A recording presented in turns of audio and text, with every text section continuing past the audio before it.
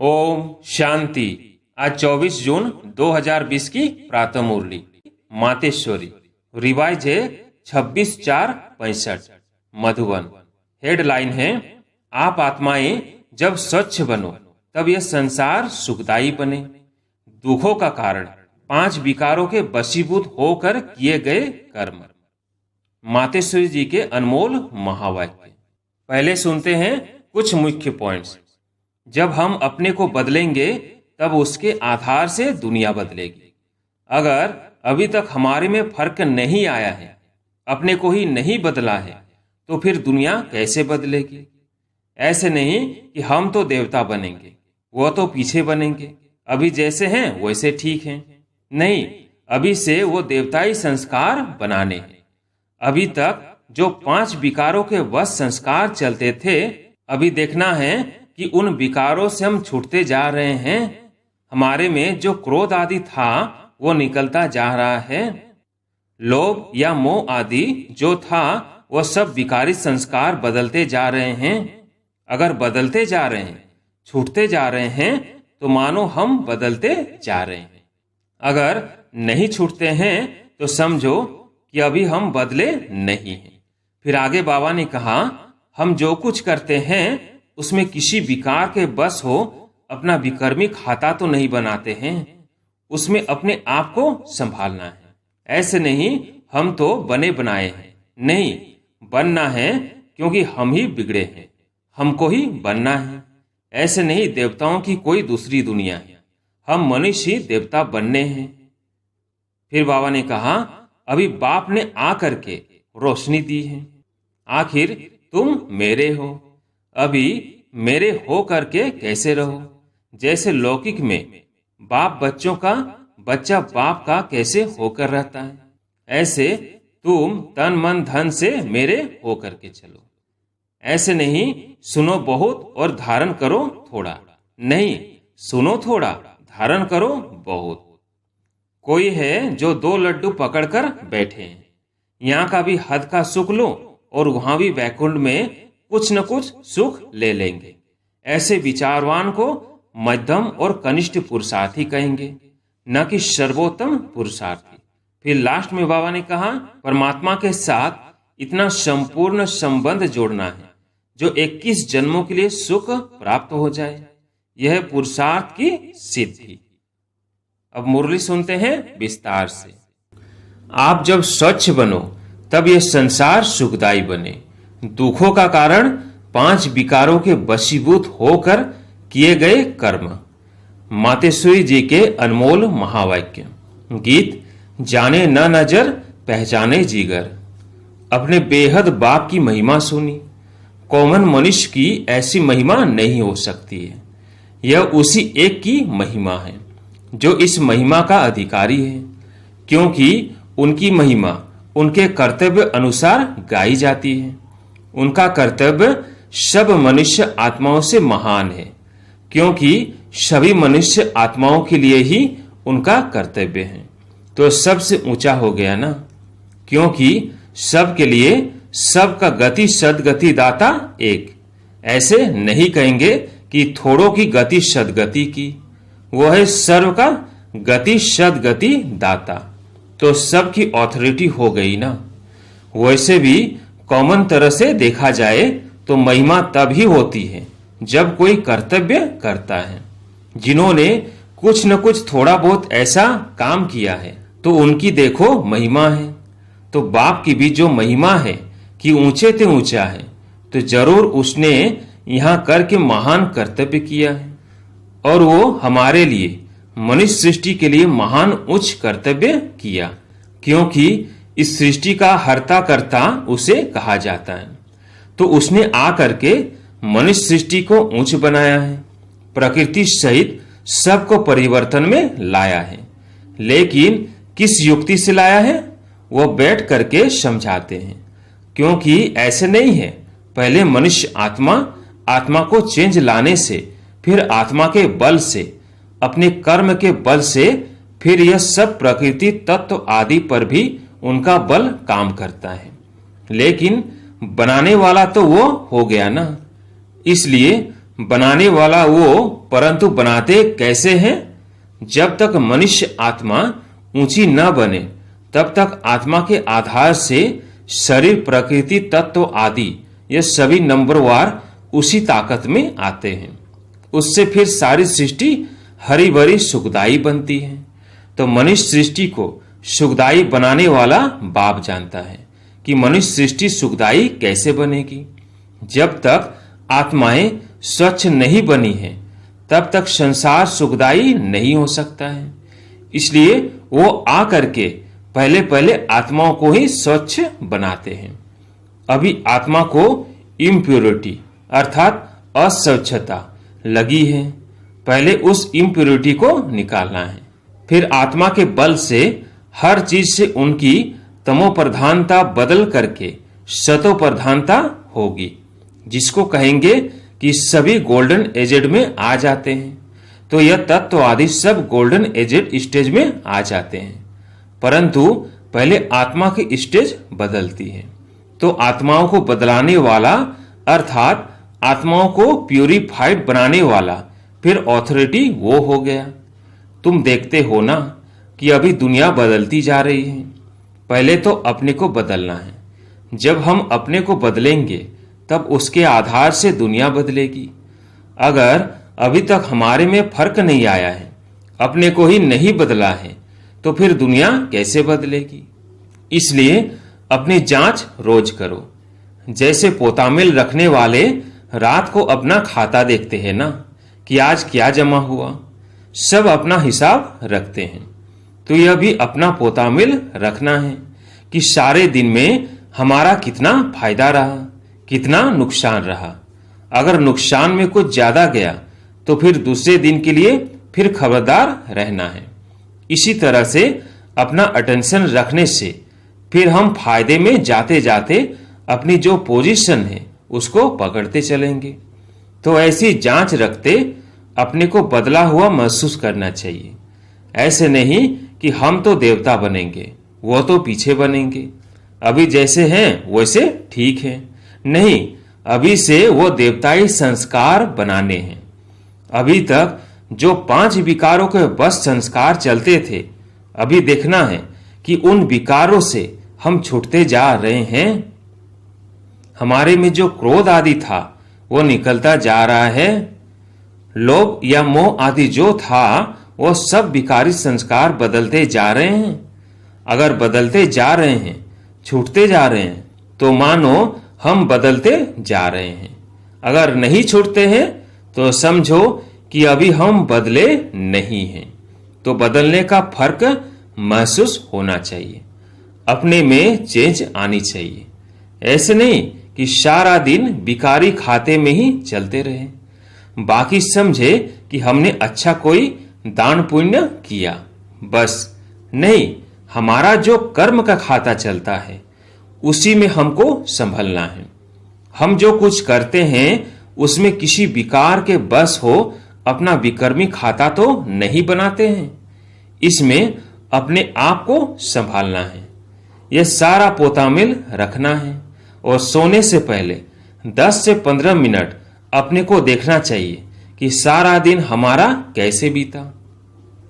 कई तो नोट भी करते हैं, क्योंकि पिछले पापों का जो सिर पर बोझ है उसे भी मिटाना है।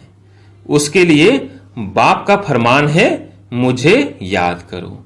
तो अभी हमने कितना समय याद में दिया, क्योंकि यह चार्ट रखने से दूसरे दिन के लिए सावधान रहेंगे। ऐसे सावधान रहते रहते फिर सावधान हो जाएंगे, फिर हमारे कर्म अच्छे रहते चलेंगे और फिर ऐसा कोई पाप नहीं होगा। तो पापों से ही तो बचना है ना। हमको इन विकारों ने ही बुरा बनाया है, विकारों के कारण ही हम दुखी हुए हैं। अभी हमें दुख से छूटना है, तो यही मुख्य चीज है। भक्ति में भी परमात्मा को हम पुकारते हैं, याद करते हैं। जो भी कुछ यत्न अर्थात पुरुषार्थ करते हैं वो किस लिए करते हैं? सुख और शांति के लिए करते हैं ना। तो उसकी यह प्रैक्टिकल प्रैक्टिस अभी कराई जाती है। यह प्रैक्टिकल करने की कॉलेज है। इसकी प्रैक्टिस करने से हम स्वच्छ अथवा पवित्र बनते जाएंगे। फिर हमारा जो आदि सनातन पवित्र प्रवृत्ति का लक्ष्य है वो हम पालेंगे। जैसे कोई डॉक्टर बनने के लिए डॉक्टरी कॉलेज में जाएगा तो डॉक्टरी प्रैक्टिस से डॉक्टर बनता जाएगा। इसी तरह से हम भी इस कॉलेज में इस पढ़ाई से अथवा इस प्रैक्टिस से, इन विकारों से अथवा पाप कर्म करने से छूटते स्वच्छ होते जाएंगे। फिर स्वच्छ की डिग्री क्या है? देवता। यह देवताएं तो गाये हुए है ना, उनकी महिमा है सर्वगुण संपन्न, 16 कला संपूर्ण, संपूर्ण निर्विकारी। तो ऐसे कैसे बनेंगे? ऐसे नहीं, हम तो बने बनाए हैं, नहीं बनना है, क्योंकि हम ही बिगड़े हैं, हमको ही बनना है। ऐसे नहीं, देवताओं की कोई दूसरी दुनिया है, हम मनुष्य ही देवता बनने हैं। वो देवता ही गिरे हैं, अब फिर चढ़ना है। लेकिन चढ़ने का ढंग बाप सिखला रहे हैं। अभी उनके साथ हमें अपना रिलेशन जोड़ना है। अभी बाप ने आ करके रोशनी दी है, आखिर तुम मेरे हो, अभी मेरे हो करके कैसे रहो। जैसे लौकिक में बाप बच्चों का, बच्चा बाप का कैसे होकर रहता है, ऐसे तुम तन मन धन से मेरे हो करके चलो। कैसे चलो? उसका आदर्श प्रमाण यह बाबा है, जिसके तन में आता है। वो अपना तन मन धन सब उनके हवाले कर उनका हो करके चल रहे हैं। ऐसे फॉलो फादर। इसमें और कुछ पूछने की और मूझने की बात नहीं है, सीधी साफ बात है। तभी चलते रहो। ऐसे नहीं सुनो बहुत और धारण करो थोड़ा, नहीं सुनो थोड़ा धारण करो बहुत। जो सुनते हो उसको प्रैक्टिकल में कैसे लाएं, उसका पूरा ख्याल रखते रहो। अपनी प्रैक्टिस को आगे बढ़ाते रहो। ऐसे नहीं सुनते रहे, नहीं आज जो सुना उसको अगर कोई प्रैक्टिकल में लाए, बस हम आज से उसी स्टेज में चलेंगे। विकारों के बस होकर कोई ऐसा काम नहीं करेंगे और अपनी ऐसी दिनचर्या बनाएंगे, अपना ऐसा चार्ट रखेंगे। अगर इसको कोई प्रैक्टिकल प्रैक्टिस में लाए तो देखो क्या हो जाएगा। तो अभी जो कहा ना उसको प्रैक्टिकल में लाना। जो कहते हो, जो सुनते हो वो करो, बस दूसरी बात नहीं, सिर्फ करने के ऊपर जोर दो। समझा? जैसे बाप और दादा दोनों को अच्छी तरह से जानते हो ना, ऐसे अब फॉलो करो। ऐसे फॉलो करने वाले जो सपूत बच्चे हैं अथवा मीठे मीठे बच्चे हैं, ऐसे बच्चों प्रति याद प्यार और गुड मॉर्निंग। दूसरी मुरली 1957। गीत है मेरा छोटा सा देखो ये संसार है। यह गीत किस समय का गाया हुआ है? क्योंकि इस संगम समय ही हम ब्राह्मण कुल का यह छोटा सा संसार है, यह हमारा कौन सा परिवार है वह नंबरवार बतलाते हैं। हम परम पिता परमात्मा शिव के पोत्रे हैं, ब्रह्मा सरस्वती की मुख संतान है और विष्णु शंकर हमारे ताया जी हैं, और हम आपस में सभी भाई बहन ठहरे। यह है अपना छोटा सा संसार, इनके आगे और संबंध रचा ही नहीं है। इसी समय का इतना ही संबंध कहेंगे। देखो हमारा संबंध कितना बड़ी ऑथोरिटी से है। हमारा ग्रैंड पप्पा है शिव, उनका नाम कितना भारी है। वो सारी मनुष्य सृष्टि का बीज रूप है, सर्व आत्माओं का कल्याणकारी होने कारण उनको कहा जाता है हर हर भोलानाथ शिव महादेव। वो सारी सृष्टि का दुख हरता सुख करता है। उस द्वारा हमें सुख शांति पवित्रता का बड़ा हक मिलता है। शांति में फिर कोई कर्म बंधन का हिसाब किताब नहीं रहता, परंतु ये दोनों वस्तु पवित्रता के आधार पर रखते हैं। जब तक पिता की परवरिश का पूर्ण वर्षा ले, पिता से सर्टिफिकेट नहीं मिला है, तब तक वो वर्षा मिल नहीं सकता। देखो ब्रह्मा के ऊपर कितना बड़ा काम है। मलेच्छ 5 विकारों में मैली अपवित्र आत्माओं को गुल गुल बनाते हैं। जिस अलौकिक कार्य का उजाला फिर सतयुग का पहला नंबर श्री कृष्ण पद मिलता है। अब देखो उस पिता के साथ तुम्हारा कैसा संबंध है, तो कितना बेफिक्र पूर्ण रीति हो चुके हैं। सोचना चाहिए कि जब परमात्मा बाप आया है तो उनसे हम कंप्लीट वर्षा ले लेवे। स्टूडेंट का काम है संपूर्ण पुरुषार्थ कर स्कॉलरशिप लेना, तो हम पहला नंबर लॉटरी क्यों ना विन करें, वो है विजय माला में पिरोया जाना। बाकी कोई है जो 2 लड्डू पकड़कर बैठे हैं, यहाँ का भी हद का सुख लूं और वहां भी वैकुंठ में कुछ न कुछ सुख ले लेंगे। ऐसे विचारवान को मध्यम और कनिष्ठ पुरुषार्थी कहेंगे, न कि सर्वोत्तम पुरुषार्थी। जब बाप देने में आनाकानी नहीं करता तो लेने वाले क्यों करते हैं। तब गुरु नानक ने कहा, परमात्मा तो दाता है, समर्थ है, मगर आत्माओं को लेने की भी ताकत नहीं। कहावत है, देंदा दे लेंदा थक पावे, अर्थात देने वाला देता है लेकिन लेने वाला थक जाता है। आपके दिल में आता होगा, हम क्यों नहीं चाहेंगे कि हम भी यह पद पाए, परंतु देखो बाबा कितनी मेहनत करता है, फिर भी माया कितना विघ्न डालती है। क्यों? अब माया का राज्य समाप्त होने वाला है। अब माया ने सारा सार निकाल दिया है, तभी परमात्मा आता है। उसमें सब रस समाया हुआ है, उनसे सभी संबंधी का रचना मिलता है। तभी तमेव मातश्च पिता आदि यह महिमा उस परमात्मा की गाई हुई है। तो बलिहारी इस समय की है जो ऐसा संबंध हुआ है, तो परमात्मा के साथ इतना संपूर्ण संबंध जोड़ना है जो 21 जन्म के लिए सुख प्राप्त हो जाए। यह है पुरुषार्थ की सिद्धि। परंतु 21 जन्म का नाम सुन ठंडे मत पड़ जाना। ऐसे नहीं सोचना कि 21 जन्मों के लिए इतना इस समय पुरुषार्थ भी करें, फिर भी 21 जन्मों के बाद गिरना ही है, तो सिद्धि क्या हुई। परंतु ड्रामा के अंदर आत्माओं की जितनी सर्वोत्तम सिद्धि मुकर्रर है वो तो मिलेगी ना। बाप आकर के हमें संपूर्ण स्टेज पर पहुंचा देता है, परंतु हम बच्चे बाबा को भूल जाते हैं तो जरूर गिरेंगे। इसमें बाप का कोई दोष नहीं है। अब कमी हुई तो हम बच्चों की। सतयुग त्रेता का सारा सुख इस जन्म के पुरुषार्थ पर आधार रखता है, तो क्यों न संपूर्ण पुरुषार्थ कर अपना सर्वोत्तम पाठ बजाएं। क्यों न पुरुषार्थ कर वो वर्षा लेवे।